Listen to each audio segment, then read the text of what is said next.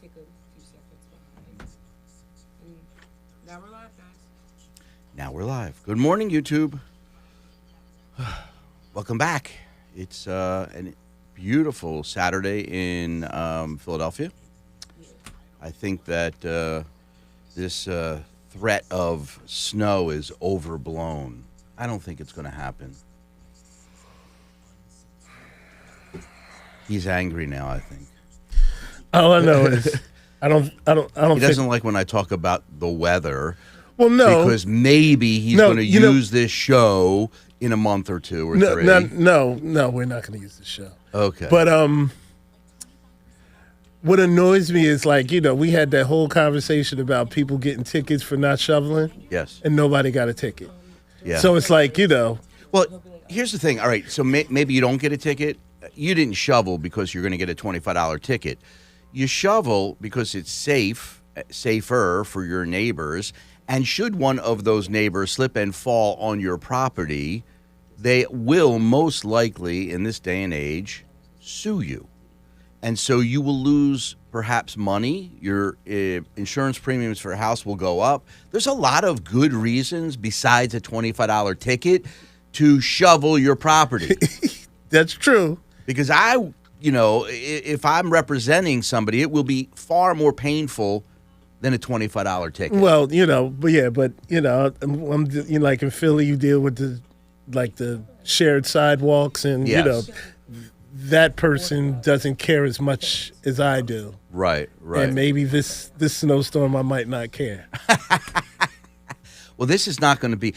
Should it snow, this is going to be that really heavy, wet snow. And I caution people to be careful because this is the kind of snow that can bring on a heart attack if you're not careful. That's true. Do you know which button it is so I can hear you? See the stuff that goes on while I'm getting geared up for the show? I'm ready to go out of the gate, and they're talking about buttons. Buttons.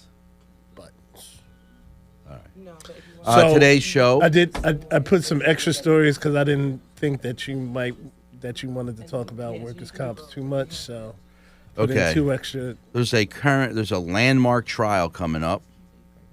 Landmark trial that I happened. got you. Show me. You got it. You was like, oh, I got that.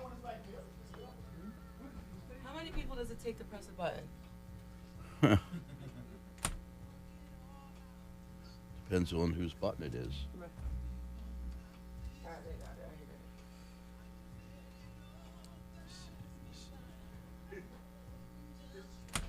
Oh, I was right. Technically, I was right. Vicinity. The red button was programmed. Yeah, program. Yeah. Then put it in. I forget. I knew which one it was. I know the button. I just don't know what it's called. More snow, guys. Y'all ready? I know you're ready. That's why I said it's the most wonderful time of the year. Because Man, I guess know, what? you Because know his what? Because his neighbors, they're good. He comes out. I'm Mr. Shovel Man, and I'm gonna shovel all of I it. have a system. It's so easy, and it's not a struggle at all. I know. When I saw this huge pile of dirty snow, I was like, damn. Yep. Came this close to getting rid of it. Came that close.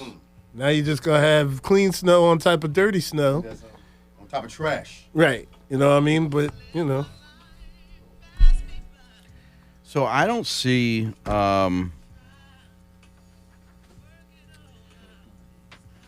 what? Oh, but this one, the minute. I don't see a verdict. There's not a verdict. Well, Meta and Alphabet didn't settle. So That's right. TikTok and Snap settled. Right, but they settled for privacy issues. Oh, no, yeah, Not necessarily I know. Right. Right. Well, I don't understand something. What is the addictive ingredient to Meta YouTube? Is it just like cigarettes and, you know what I'm saying? Is it that type of thing? it's a brain not. thing because I wanted to kind of get into what it Because is, we and haven't- they actually infuse into the platform things to do that will tickle we live? that endorphin rush. All right, like I learned in film We're school, live we were now. splicing. We're live now. Right. Hey, you two. Because I wanted to talk I about thought we were live before. We're not. No, we were. Yeah, we've been live been live. on YouTube. on YouTube. Dance Fever was filmed for an audience that was alive. No, because remember the video game thing that Yeah, that's what this is about. yeah Yeah. the one Video games and these social media platforms are very. It's a very similar case. We used to put subliminal messaging in film splicing in film school. Is this what we're talking about now with Meta? They No, found some no, way to it's use like- your subconscious. If you Well, keep talking. if you get enough of this thing, this will open this door for you to get things that other people can't get. It's that kind of stuff. Yeah, this deserves a conversation. All right, are you This ready? has never caught me. I've been watching. Well, I haven't. All right, everybody want to start a show? Let's go. Whoa! What? What'd you do different? What was that? Oh, that was one big explosion. Was that different? No. Oh. Usually you're talking and you're not. Can you hear? Yeah. Usually you're talking and you're not really paying attention to the explosion. It's the same explosion. All right. It sounded a little different to me too. But Yeah. if you say so. That's because I think he boosted the explosion. Good morning, folks. Welcome to Court Radio. I am your host every Saturday morning right here on 100.3. I'm Dean Weitzman. This is Court Radio. You found the right place. Sit back and relax and enjoy the show. If you've got legal issues or questions, I'm going to explain to you what to do. Give us a call, 215-227-2727, the number for all things legal in Philly. And we'll get you live and on the show. I won't know what you're asking me until you ask it. I am spontaneous like that. I thought you were the great Karnak, the counselor. No, I am not the great Karnak. That's a throwback reference there. Yeah, Johnny Carson. I am just a guy who went to law school and then proceeded to spend the next 40 years studying my craft. And here I am for you and only for you on Saturday mornings. And this is your opportunity. 215-227-2727. That'll get you into the studio. You can ask your legal issues or questions or comments. And you're a part of Court Radio history. How was your week? How was my week? It was, let's see. I started a trial Oh, is that right? in Delaware County. And then we settled the trial. Good settlement? Yes. Of course it is. Yeah, and the other side and my client got together and we all hashed it out, and they paid a lot of money, and my client was happy. Bravo. There How's the you new go. office? The new office is coming along. We're kind of getting our feet on the ground. I've got staff up there. By the way, folks, that's 727 West DeKalb Pike, right across from Buckman's and the King of Prussia Mall. There you go. Can't miss us out there. And so if you're living out in the western suburbs and it's more convenient for you to go there rather than Center City or our office in the Northeast, then by all means, feel free to use it. What else happened? Valentine's Day happened. Did anything happen last week? We haven't seen you? Yeah, Valentine's Day happened. My Valentine and I had a Valentine. All right. Yeah. A Valentine, good time. Yeah, it was breakdown. We had some things we were throwing, and it was a lot of fun. Okay. Is there a video? sound like you were definitely celebrating the year of the fiery horse. Is that what it is? Yeah, it's the fiery horse, right? It's the year of the horse? I want to say something too about that year of the horse. Yeah. This must be my year. Do you feel that way? I do. I feel, even though technically I was a Tiger year, I think I might have been on the cusp, or maybe, you know how the Chinese calendar and the American calendar don't like sync up? Yeah. I might actually be a year of the horse guy, because I have not lost at any game I've played since the year began. Do the ka-ching. The ka-ching. I'm talking like these casinos have my picture up, and I might get banned. Oh, he might be one of those guys. They might throw me out. Are you counting cards? How you winning so much? Come on, come on. He's going there with Rain Man. Yeah, Definitely five. yeah, that's Mark Eisman. But no, He's going. I'll call Rain Man out. But no, it's incredible. You're on a streak. You're on a good streak. Oh my God, I can buy another house with the money I won there. It's just I just can't stop winning. Is that right? Yeah, it's incredible. So they're trying to keep me out, but I'm going tonight to Live for a blackjack tournament, and Irving. It's his birthday. Yeah, Julius Irving. My guy. Is in the house. And when I win tonight's tournament, You're gonna win. Julius is going to hand me the cash. Will he come here? Will he come here? Listen, it's a lot of cash, so I'm sure if I break him down with some of that, Give him some of that back. anything's possible. Anything's possible. 215-227-2727. You want to talk about gambling? You want to talk about legal issues? Pop on by. We're here. But we are going to touch upon some work-related injury stuff because the year just began, and you know what? We see and we represent a number of people every year, a significant number, who have been injured at work. Yeah. Have you ever been injured at work? Yes. How? City worker.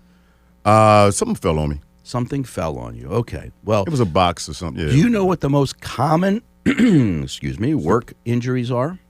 Slip and fall. There you go. And then followed shortly by motor vehicle accidents, At Fi- work? Okay, yeah. fires and explosions, being struck by equipment, and overexertion. I know sometimes you get a little overexerted pushing those buttons. Yeah, I see your fingers, man. I worry about you. Yeah. You Index finger. might have some carpal tunnel growing out of your. Is that what's going on over there? No. Yeah. Yeah, I mean, if you ever look at Tactic's hand, it's like this. You just, What about your It's ready eyes? because it's ready. It's at the ready. Is it? Can anyone sue for staring at a screen all day and affecting your eyesight or anything like that? Has that been an issue? Yeah, I'm sure. This hasn't come up in your profession yet. I have not represented somebody with broken eyes yet, but I don't know. yeah, it could Maybe happen. Some type of. I'm sure there's something out there about your eyes and watching these screens all day. 74,000 employees miss at least one day of work in the great state of Pennsylvania because of work-related injuries. That's significant, and I represent most of them. Lord. But, the important thing to do when you have a work-related injury, regardless, is to notify your supervisor immediately. And when I say notify, I don't just mean in using your mouth, because then there's no proof, right? We need proof in this world. And so I'd suggest you either write it out and give them the work injury form if your employer has such a thing, or the easiest thing to do nowadays is to just shoot an email or a text message. Whatever form of communication you want that you can preserve for posterity, that you made your report to your immediate supervisor that you've been injured. If you can't do your job, then you need to leave your employer's place of employment and get seen by a doctor. Now, what doctor, you may ask? Well, it all depends. If your employer posts in the break room a list of doctors authorized to treat you for your workers' comp, do they have that here in the station? I do not believe so. Yes. We're being told there is. It's in the kitchen. It is. It is? The Yeah. first aid kit and everything's in it. Yeah. So if you're going to go look later, Eric. I am. Yeah. Like specific doctors? Specific doctors. If there is a list of specific doctors, then you'll have to pick one of those on the list if you want your treatment to be paid under workers' comp. If, however, your employer does not list, then you can go to any doctor you choose to go to. And then that medical bill will be paid under your workers' comp claim. It's funny because I always thought that they send you to a doctor. You don't necessarily choose one of their doctors. They No. sent me to one. You have a choice. You have the right of choice. There should be 5 doctors or medical centers listed who will be treating you for any work-related injury, and you can choose one of those 5. There you go. But if there is no posting, then go wherever you damn well please. And it's got to get covered. I just forgot about the other time I had work, Miss Jang. It's been so long. So there's 2 claims in I your was history. remember what was the black girl World Series young pitcher? Remember Oh, what was her name? She was a good pitcher. Monet Monet Davis. Davis. They were going to the World Series. I was working for Big Bus Tours, and I'm on a tour bus, and we ran into a bridge, and I had the thing on my head. I forgot about that. Yeah. He ran Yes, he did. into a bridge. He was the bridge- driving. He didn't know I was on the second level. Did the I bridge- was inspecting the bus. Did the bridge jump out at him? No, he just started lurching forward, not knowing I was up top, and I was up there expecting the bus, and I turned to bang! I hit the I don't overpass on understand. Washington Wait. Avenue. You're on the outside of the bus? There are 2 double-decker buses. Oh, Tour bus. I was a tour guy. I was was the the- best damn was- tour guide the city ever had. was the top opened? Yes, it's a double-decker tour bus. You never seen those in town? I have. So I was at the top. I was inspecting the bus to go to the parade I see. for Monet Davis. Uh-huh. I go up to the top. I'm looking, inspecting, and suddenly he just started the bus. I don't know why. Lurching forward. I turn around. Boom. Fell Ow. down the steps. I had forgotten all about that so many years ago. But yeah, Oh man. real rap. Why didn't you call me?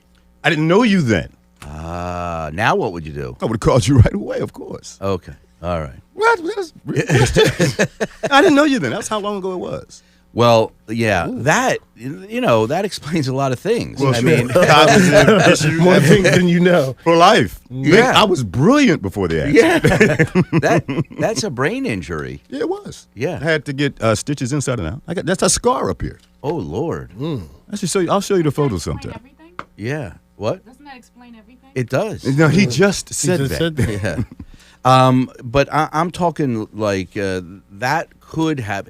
If you're prevented from continuing to do your normal, regular occupational duties because of a work-related injury, and there's no hope for you to go back to doing your regular occupational duties, and they can't give, and they don't have a light-duty job to give you, then you remain out on comp for the rest of your life. And oftentimes, what happens is once you've been out for, 1 or 2 years, and there's no little hope that you're ever going to go back, they will express an interest. Your employer will express an interest in doing a lump sum settlement for like a 5 to 10 years worth of wages. So those cases actually can have significant value, hundreds of thousands of dollars of settlement value at some point. It's really important when you've had the injury that you seek the advice of an attorney.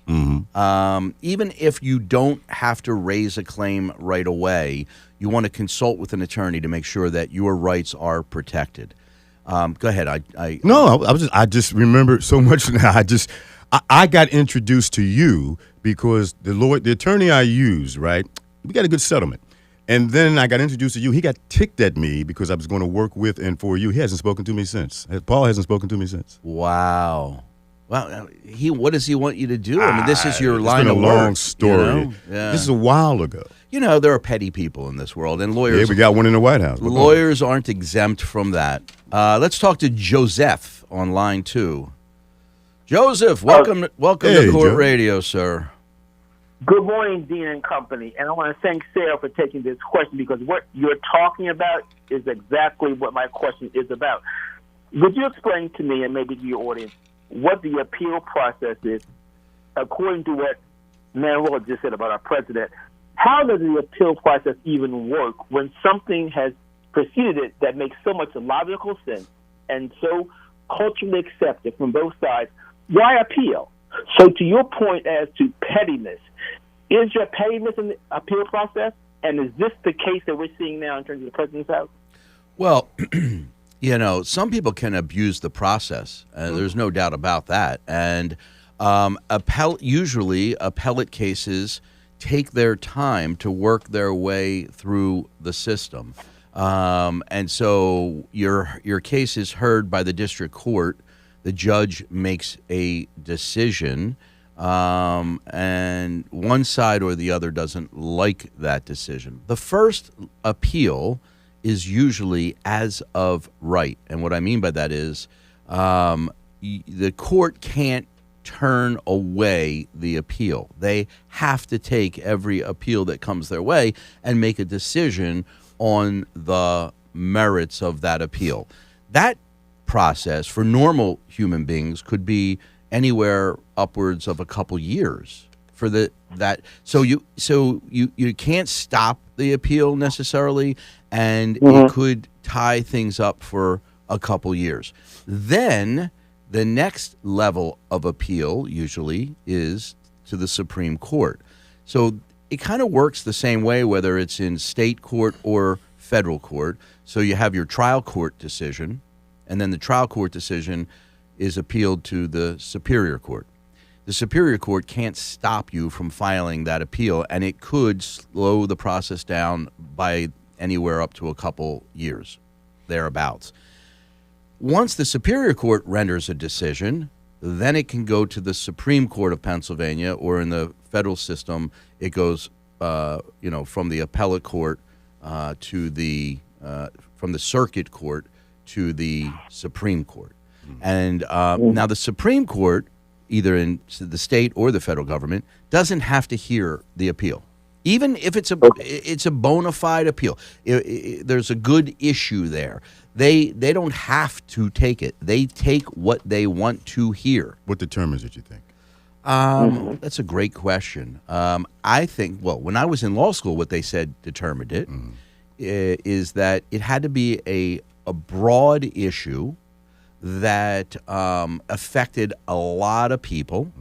And so they're rendering a decision that cleans up the case law for many, many other people who had similar issues. Yeah. Okay. Or it could be that two lower courts, made a decision which was in opposite of one another. So you might have a circuit in Pennsylvania, in this area, the Second Circuit or Third Circuit, making a decision, and then the Ninth Circuit, maybe out in California, makes another decision, same issue, but they're opposite. They come to the opposite conclusion. The Supreme Court might say, well, we're going to step in and render a decision on this so that we can clean it up, so that the circuits know the way we want it to be treated, and they don't make these different decisions. So there are reasons why, but they could also say we just don't want to decide it.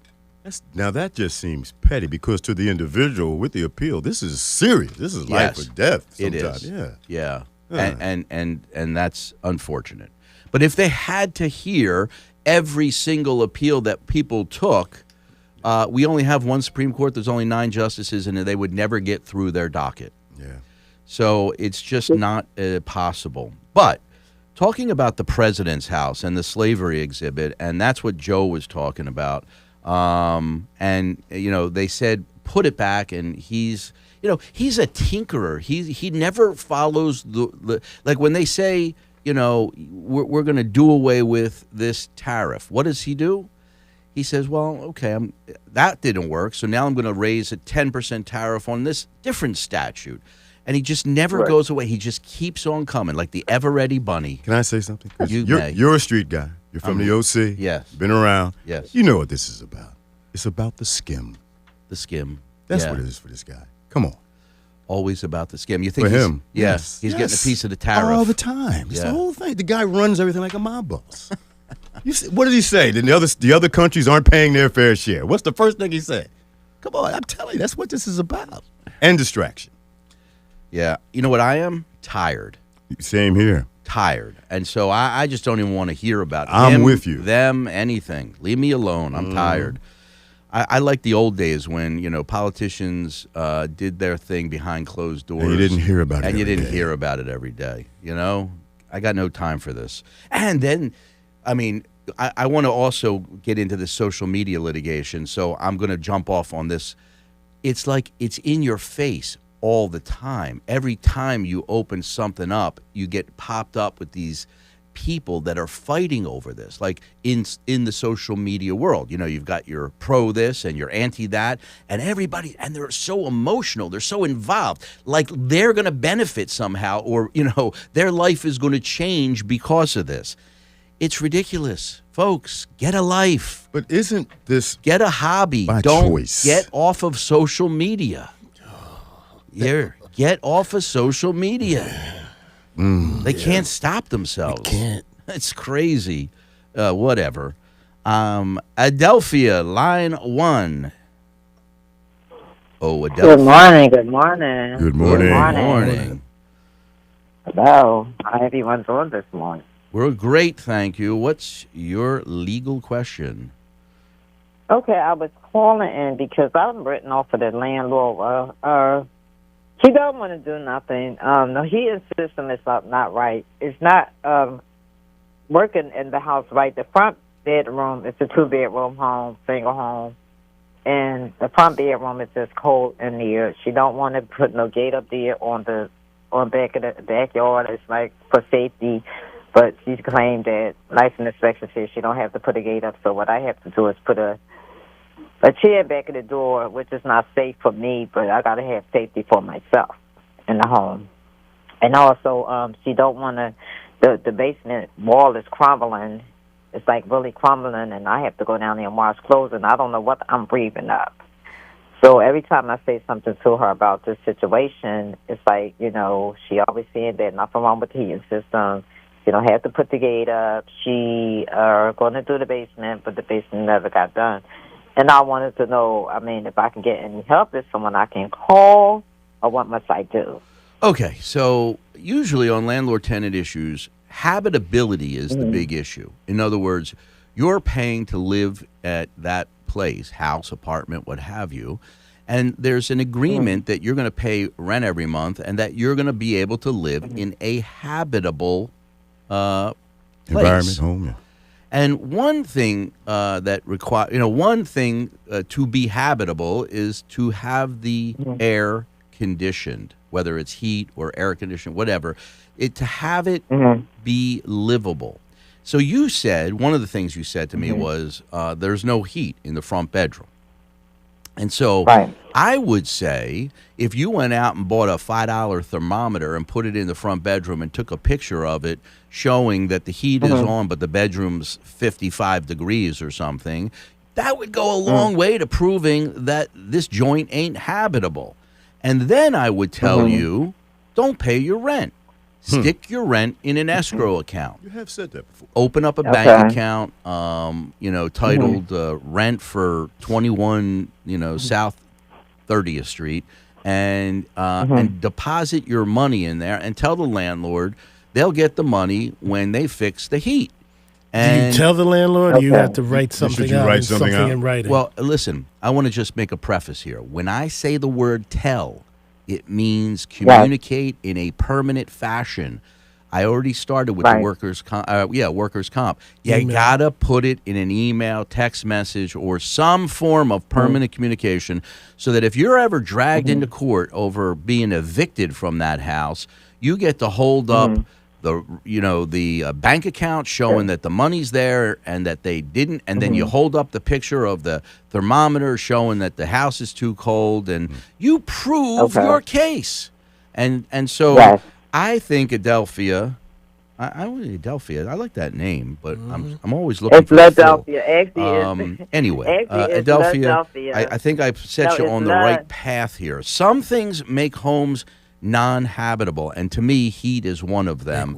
And if you can show the world that your house is cold when the heater is allegedly on, I think you're there. Is there a legal minimum heat that your home should be habitable wise? Is there a minimum? Well, actually, I don't Yeah, know the actually answer to they- that. I doubt it, but if she shows that the house is in the 50, I mean, when the city was 10 degrees, if that heat's not working, that house has got to be ice cold. Right. She should be able to, show that. And if she can show that, then she doesn't have to pay. That's a good question. I wonder if there is a temperature of compliance for residences. I don't know, Look that one but up. a cheap thermometer in the room should be able to do the trick. Well, if you can see your breath, it's too I'm cold. gonna do that today. Adelphia, thanks for calling Court Radio. Have a great Saturday. All right, thank you. Take care. You're You welcome. do the same. Thank you both. Bye bye. Bye bye.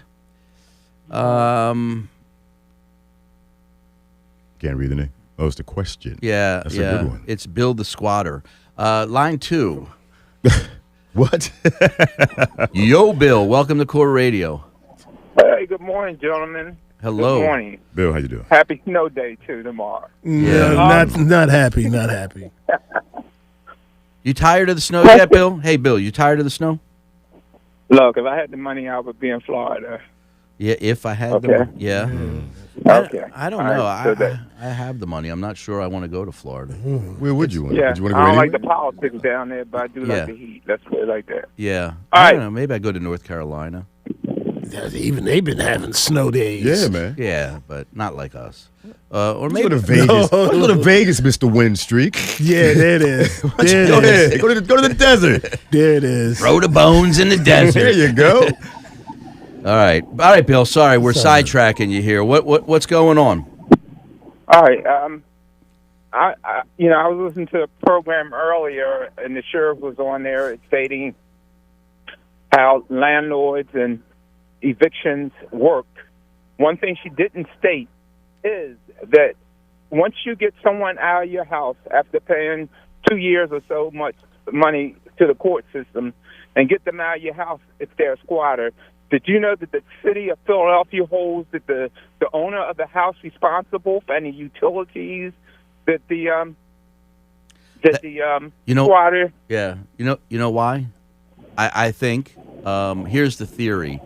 You, as the owner, have a duty to protect your home from squatters and must have impenetrable walls and gates on your windows and metal storm doors. So it's like a fortress.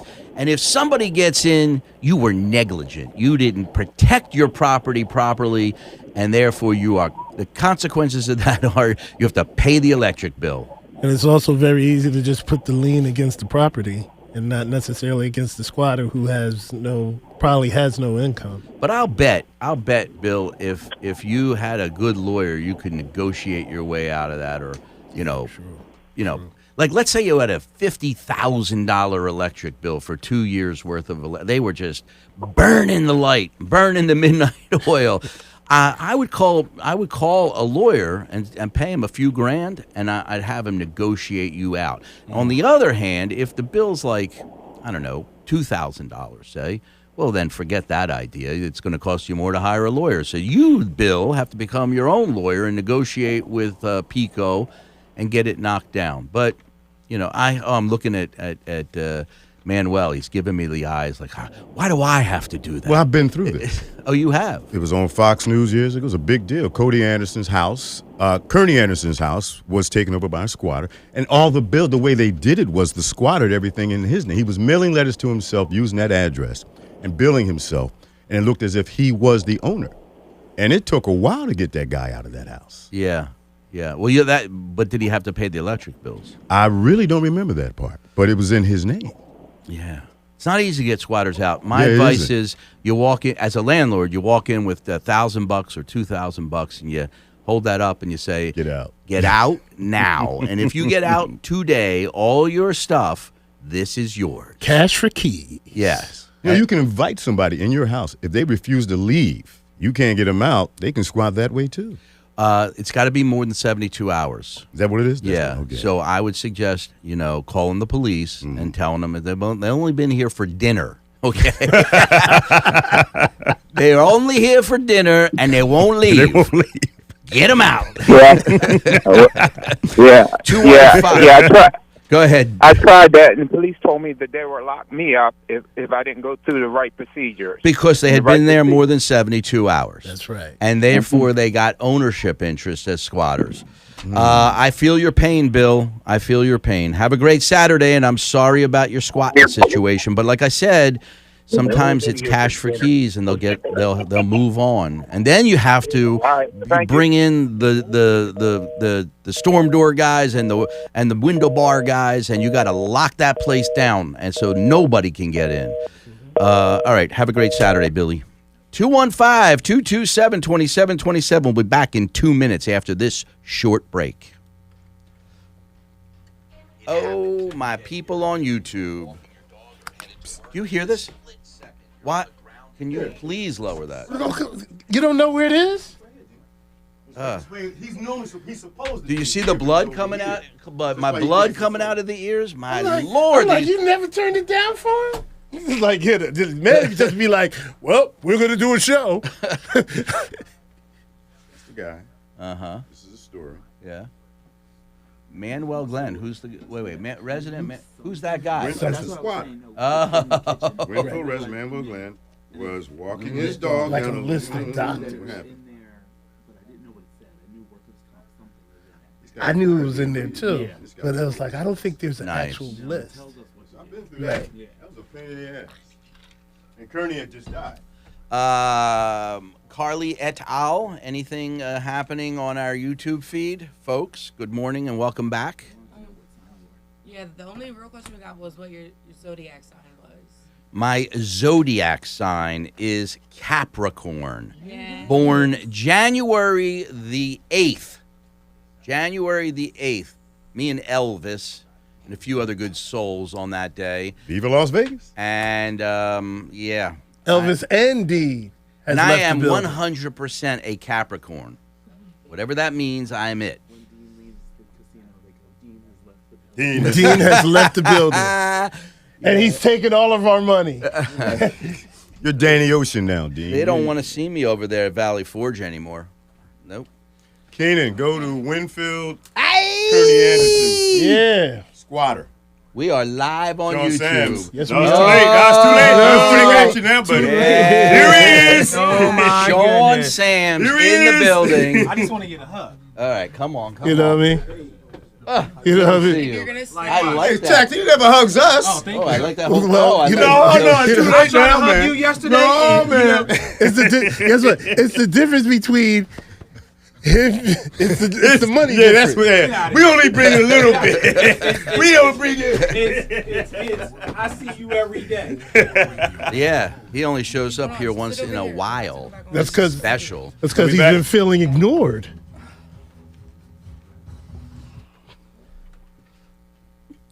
Good morning and welcome back. Give me a little bit more volume there, Mr. Glenn. Yep. Perfect. Good morning. Welcome back. I'm Dean Weitzman, your host at Court Radio every Saturday morning right here on 100.3 WRNB. And Classics 1079. We got the legal out of the way because Sean Sams is in the house, and we know we got to have the proper FCC etiquette here.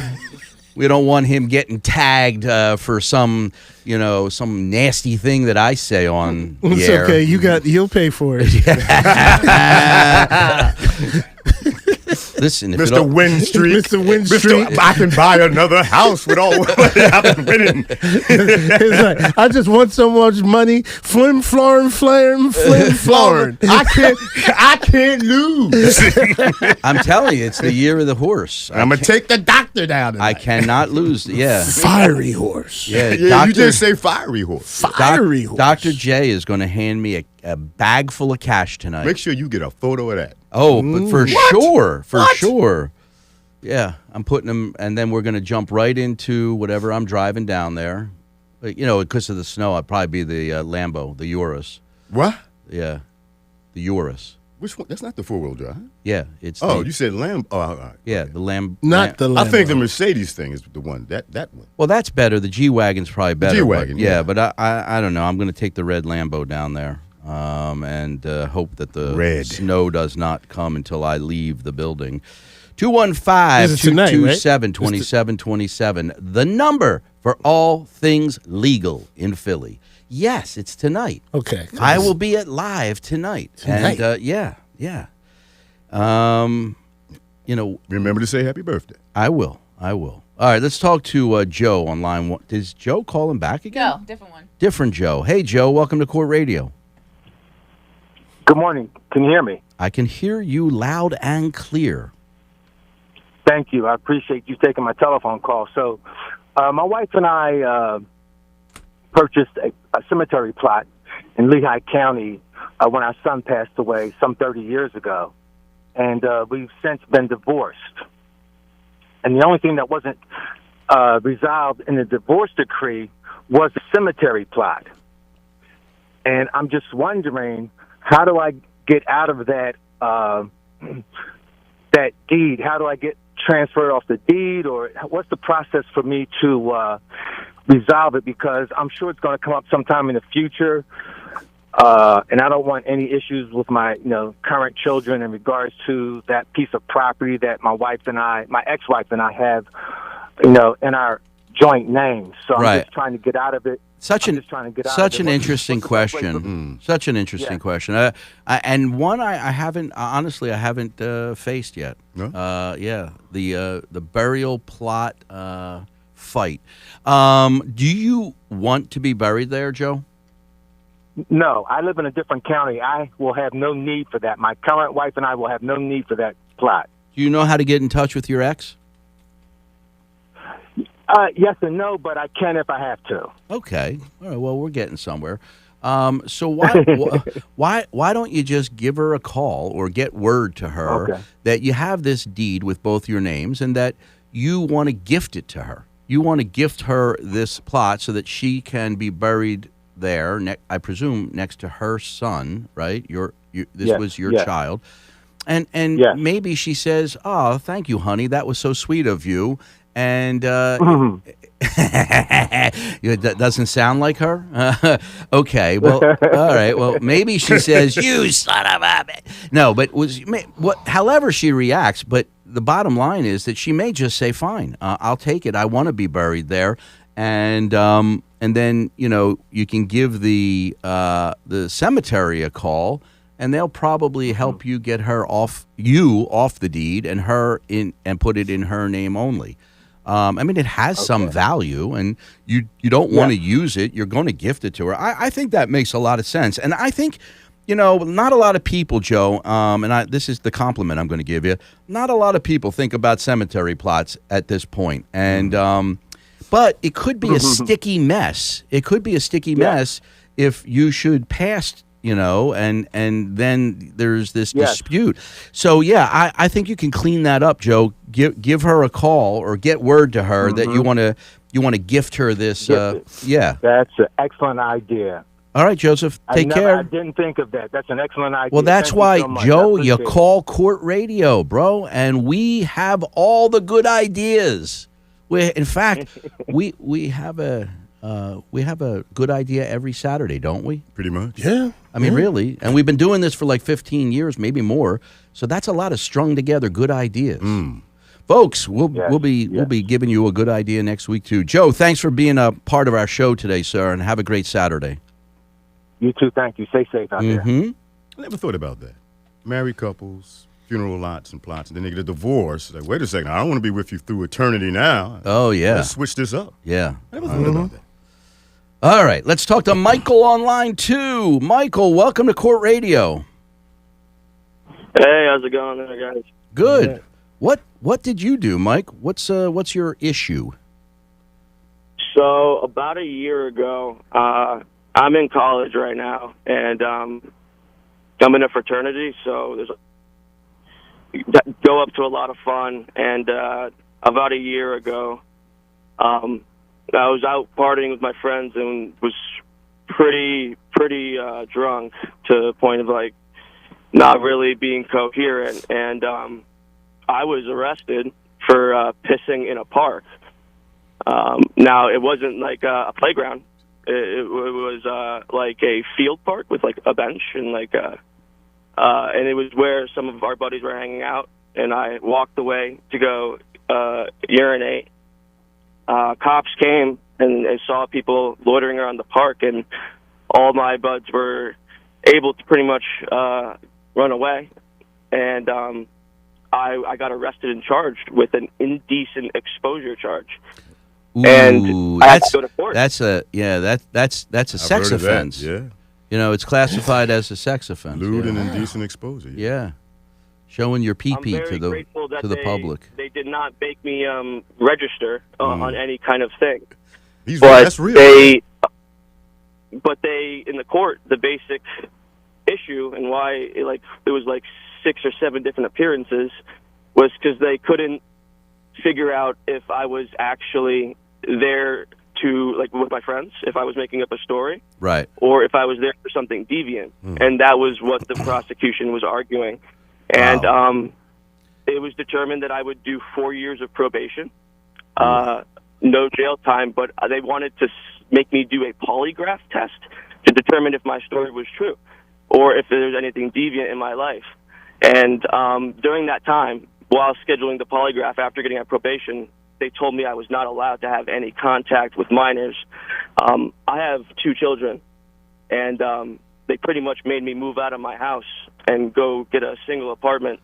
And I wasn't able to see my children for 3-4 months till that polygraph. Whenever they scheduled, it was 4 months after court was all over. They told me I could do the polygraph. I took this polygraph and passed. Everything was great, and I thought that would mean I'd be allowed to see my kids again. They did. They permitted visitation with my girlfriend there present, but they still wouldn't let me live with my family.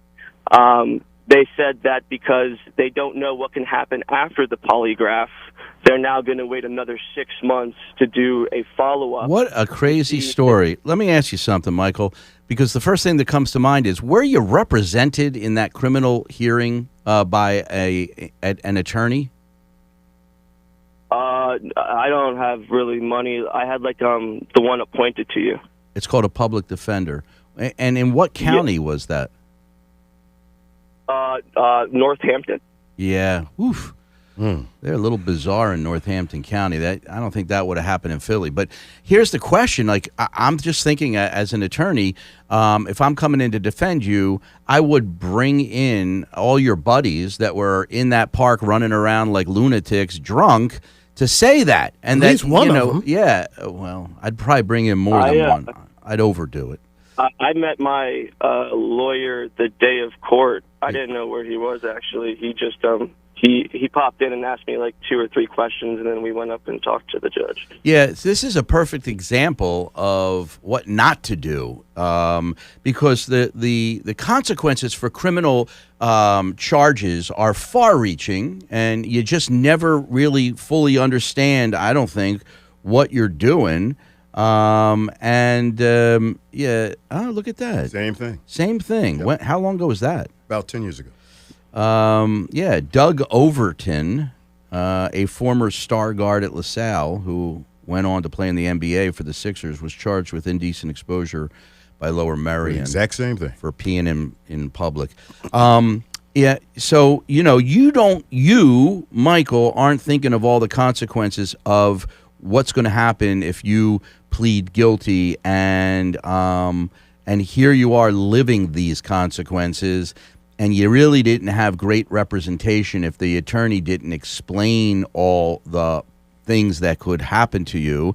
And on the other hand is that you didn't really investigate this very much until the day of court when you walked in and met the guy. I mean, I would have recommended that you call the public defender's office, make an appointment, and get down there weeks ahead of then. I would have not pled guilty until you had an opportunity to bring in witnesses that could prove what you're talking about.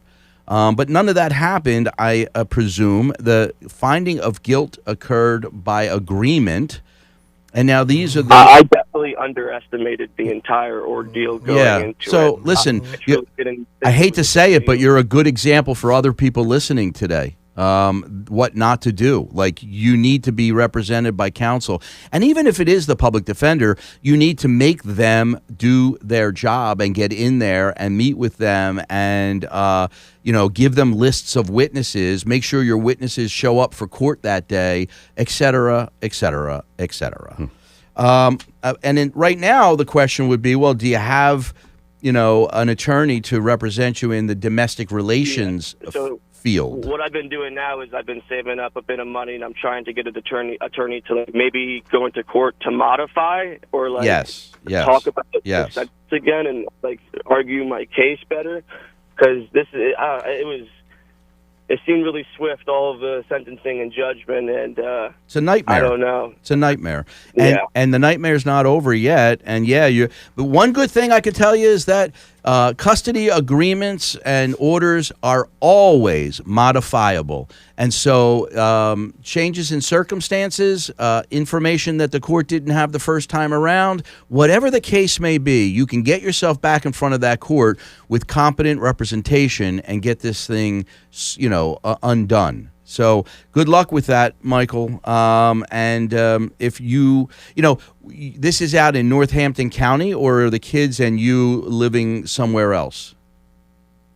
No, that'd be in Northampton County, yeah. Okay. So you want to get a domestic relations attorney out in Northampton County, somebody who's familiar with the judges and the court system out there, so that you get the best representation possible. If you need some help in that regard, happy to help you. Give us a call during the week. Ask for Jay Berger at my office. Jay maintains our list of referral counsels around the state and country, and we can see what we can do for you. 215-227-2727 is the number you should call during the week. Michael, good luck with that. Take care. Tough wow. one, man. Yeah. I've seen this before. He just went to the bathroom, and because there were people in the park, he was behind a tree. It happened. Yeah, I get it. Yeah. I get it. It can ruin your life. I got that mental image. Michael in a park behind a tree. Not a good image. When you gotta go, you gotta go. 215-227-2727. We'll be back after the break in 2 minutes flat. This happened to Doug in my neighborhood. He was ruined. It just shook him up so bad. We do have a couple questions.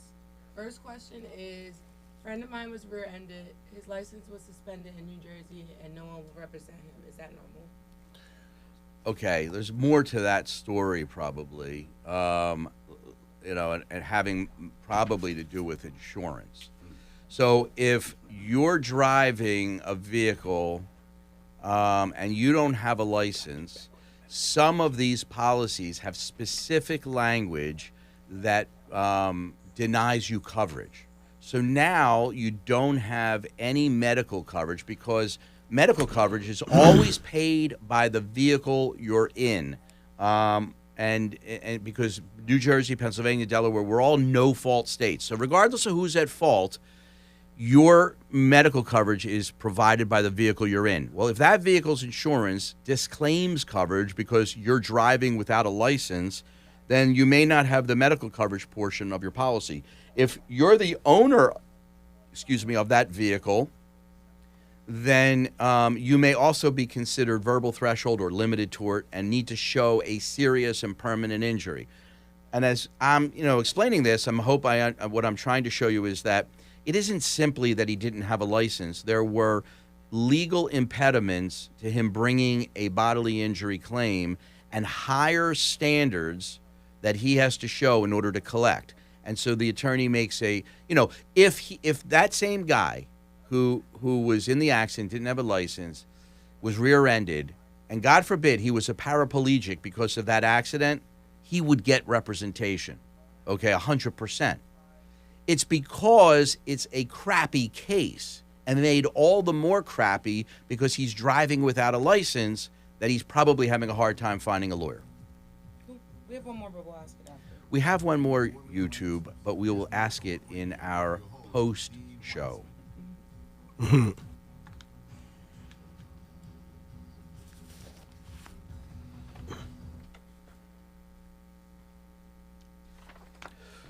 I love it when he tickles those keys. Get the little vibrato going. I don't know. It's a great thing. Something. It's a really great thing. One day I want him to come in with like a record player and zip, zip, zip, zip, zip, do the real DJ thing. I mean, The scratch we're in a radio station. Give me some scratch, Don't tempt me. Well, I want to just, take an exit off of the work injury thing. And if you're watching YouTube Live, by the way, this show is broadcast on YouTube Live every Saturday morning. If you want to go find your way over there, you just go to the My Philly Lawyer website, click on Court Radio, and in the Court Radio page, you hit YouTube Live. So, boop, boop, boom. Three-step process, and you're watching and listening. And that audience is growing by leaps and bounds. So you want to get a piece of the action over there. Want to be a charter member of the YouTube Live feed and all the benefits that come with charter membership, then I'd suggest you get over there now. So what was I saying? This is to pull you back in. Yeah. Okay. I was taking a left turn from the work injuries, and I'm going to answer questions. What I was trying to say is I'm going to answer questions from the YouTube family in our post show that goes after. We have a name for that yet? The after show, the after party. Yeah. The after party. In legal terms, you got a name for that now? Yeah. Legal parlance of some sort? Oh, well. I'll have to think about that. In the meantime, there's a major case going on right now, folks. Major. KGM versus Meta and YouTube. It's a landmark case, a bellwether trial in Los Angeles Superior Court. It's the first trial to put addiction claims before a jury, addiction to social media, you doom scroller folks out there who spend all day don't do that. scrolling. Okay. Put that down. Put my finger. All right. So, there's an allegation that these platforms are built and designed in a way to encourage addictive behavior.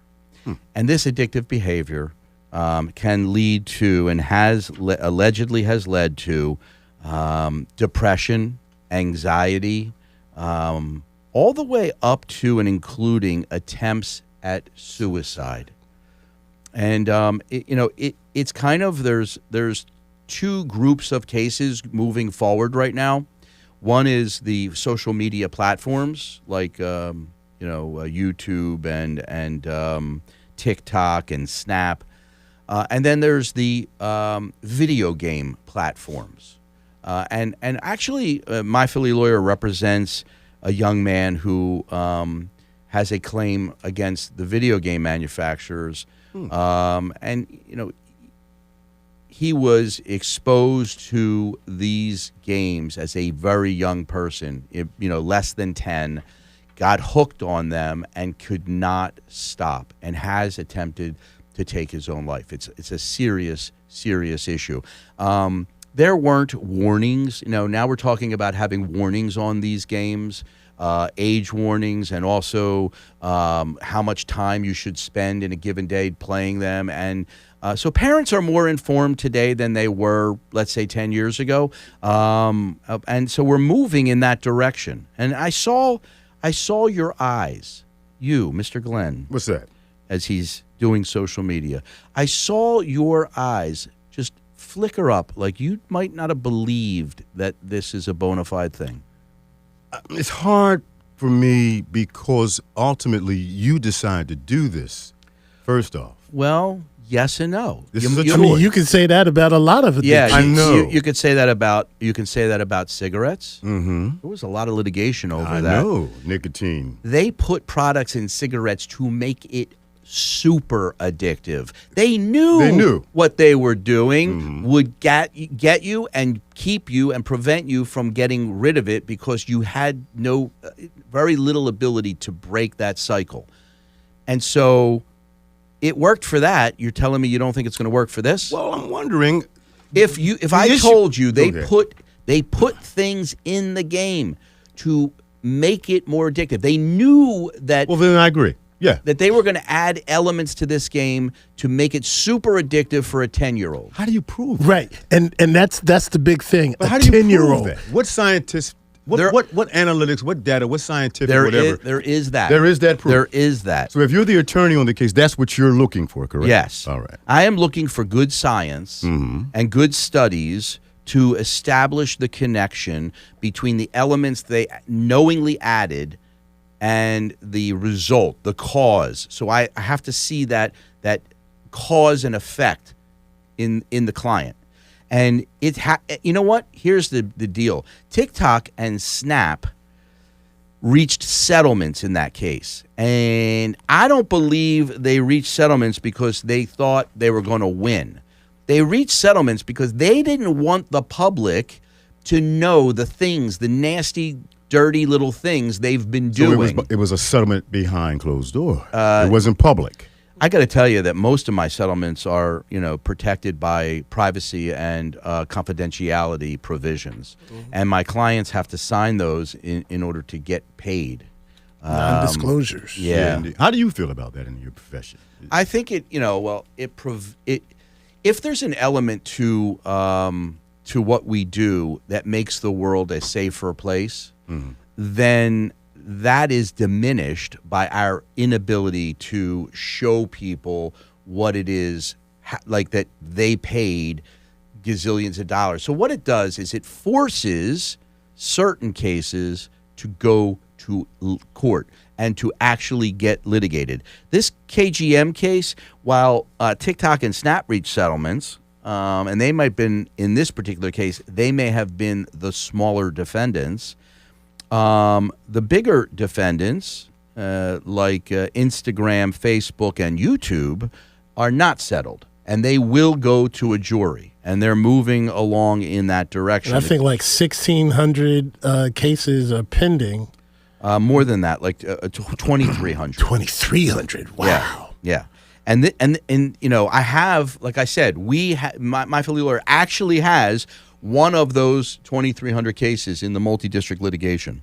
Is there anything in the after the what's it when you win after the verdict that says they have to change their practices after the settlement? Sometimes some law firms, and I'll give a shout out to Klein Inspector in this, and my friend Shannon and Tom, friends, that they can actually get the defendants in bigger cases to agree to change some process.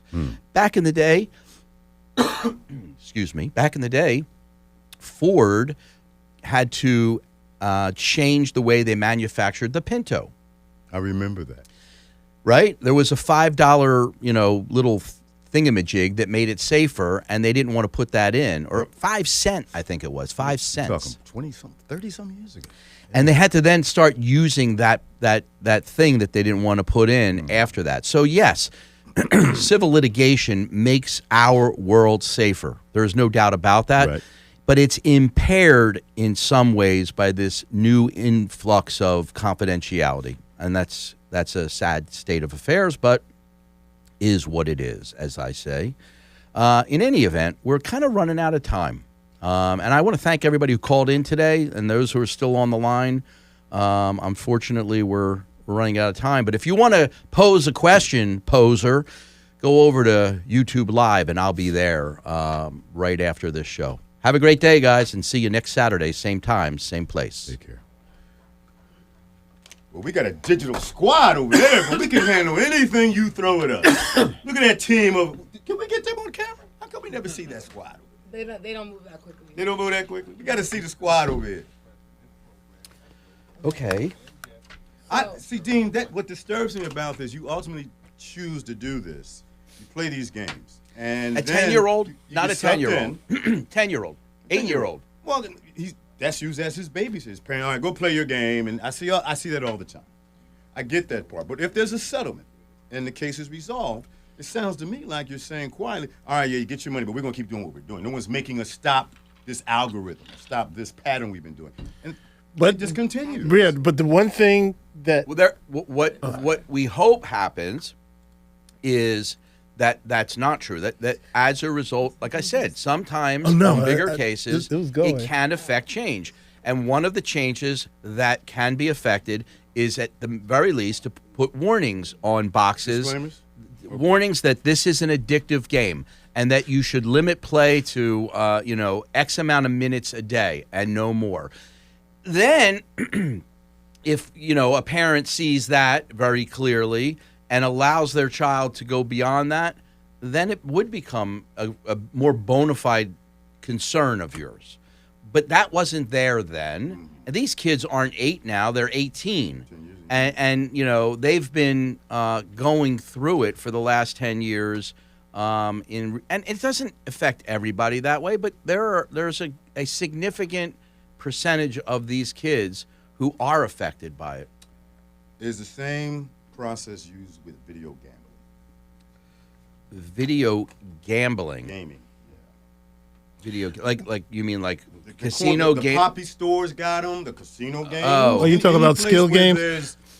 Well, I don't. I think there's a there's an age where you can't. You have to be a certain age to be even play those games.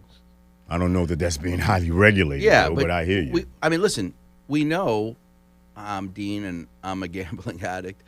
We know that gambling can be addictive. I mean, come on, that goes without saying. We have there's a whole anonymous group, GA, that's going. But if you have a problem, call 1-800-GAMBLER. Exactly. Exactly. So will it be 1-800-GAMER? Is that the disclaimer? Maybe that becomes what it is, but it doesn't exist at this point. Can we include some YouTube people in here? Yeah, I was going Got to one say, right somebody here. just said, wouldn't an argument be that they have things like gambling and gaming and stuff, and some people get addicted, but some people don't? Like, could that be used as an argument? Yes, it can. But I think what the plaintiffs are going to prove is that they were intending to addict those that they could addict, and that they were intending to do that by adding certain elements to the platform or game, which made it more addictive. It's harder to say that these people who profit from this addiction aren't responsible in some fashion for the consequences of their actions. So we have two parties here who, you have the person who wants to play the game, and they're involved. But then you have a very sophisticated party, the gaming companies, who are spending maybe millions and hiring social, what's it called? Like these social scientists who are creating algorithms or logarithms. He's not listening to me. I'm listening. To make the game more addictive, and then they profit from that. So they're not innocent on that side either. Is sugar addictive? Yeah, sugar's addictive. Are there too. disclaimers on any of this stuff that are sugary products? Candy, cookies, anything else, any foods? Should it be? It rots your teeth. It makes you diabetes. I mean, is that where we're headed with this? Maybe. What if they could put a super sugar?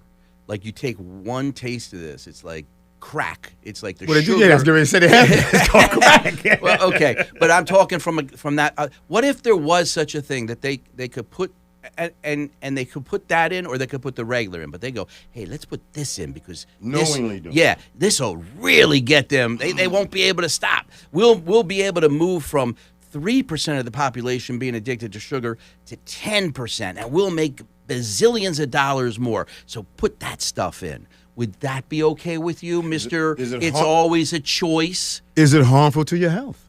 Yeah, of course it is. You know what I mean? Are people getting cancer from this? You know what I'm saying? This is just said diabetes. Hold on. Right, I'm right, but this is the argument. So it hasn't happened yet. Why? How come what all do you mean these it years? Happened? People got diabetes but there's been no lawsuit. I'm not blaming Hershey. I'm not blaming Hershey Company, the Hershey Candy Bar Company, or Mars for that, for Reese's Cups or M&Ms. I'm not suing them.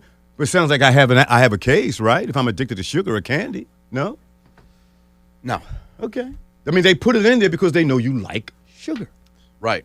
But it's not the same as adding how I described it, some sugar that is far more addictive than regular sugar. Here, they're taking a gaming system and saying, how can we design this and make this more addictive so that we don't get 20 minutes of the kid's time before he's bored, but we get 7 hours of his time. And and therefore we can make more money on this. How can we do that? And but the same argument is used. Captain Crunch, King Vine, cereals companies use the same thing. What can we do to make our cereal more preferable for children? Well, make it sweeter. Pretty much you're eating candy in a bowl. There was a big deal about that at one time. So I just think it's the same thing. So then, sugar should have been designated the same way as whatever it is we're talking about with gambling, with nicotine. That's what it sounds like to me. There could have been an argument for that. Could be like a scheduled substance, like something like that. Marijuana. Okay.